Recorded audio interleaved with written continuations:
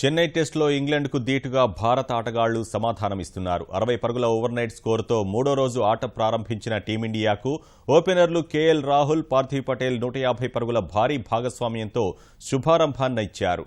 ఇద్దరూ అర్ధ సెంచరీలు చేయగా పార్థివ్ 71 పరుగుల వద్ద అనవసర షాట్ ఆడి అవుటయ్యాడు.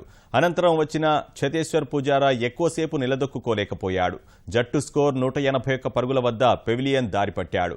సారథి కోహ్లీతో కలిపి నిలకడగా ఆడిన రాహుల్ 171 బంతుల్లో శతకం పూర్తి చేశాడు. తర్వాత 15 రన్స్కే కోహ్లీ అవుటవగా నాయర్తో కలిసి జట్టు స్కోర్ను రాహుల్ పరిగెత్తించాడు. ఈ దశలో 150 పరుగులు దాటిన రాహుల్ డబుల్ సెంచరీ వైపు దూసుకువెళ్లాడు. ఆకట్టుకునేలా ఆడిన నాయర్ అర్ధశతకం చేశాడు. తర్వాత ఊహించని విధంగా రాహుల్ 199 పరుగుల వద్ద అవుటయ్యాడు.